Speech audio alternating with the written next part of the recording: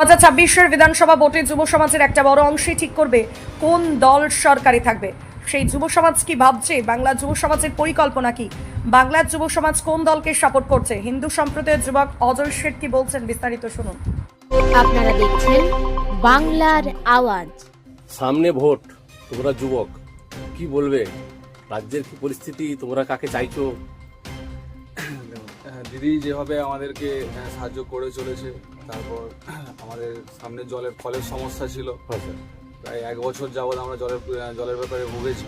তো আমাদেরকে ফলের ব্যবস্থা করে দিয়েছে। সমাজের জন্য, উন্নতির জন্য, আমাদেরকে এগোনোর জন্য দিদি 1,500 টাকা করে প্রতি মাসে মাসে আমাদেরকে দিচ্ছে, যেটা যুবসাথী প্রকল্প। যুবসাথী, তুমি যুবসাথীতে আছো? আমি যুবসাথীতে রয়েছি। টাকা ঢুকেছে? টাকা ক্রেডিটও হয়েছে, এই মাসের টাকাটাও ক্রেডিট হয়ে গেছে। আচ্ছা, 2 মাস পেয়ে গেলে? 2 মাস পেয়েছি।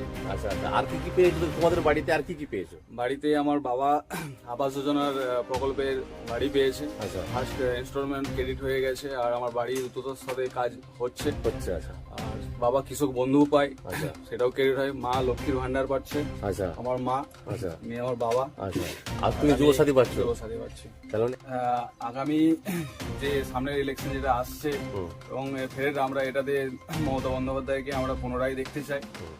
বাংলার আরো উন্নয়ন ঘটুক, প্রত্যেকটা ফ্যামিলি উঠে দাঁড়াক, দুস্থ পরিবারের পাশে দাঁড়াক। আমরা দিদিকেই চাই। আমার নাম অজয় শেঠ। নকিবুল ইসলামের রিপোর্ট, আপনারা দেখছেন বাংলার আওয়াজ।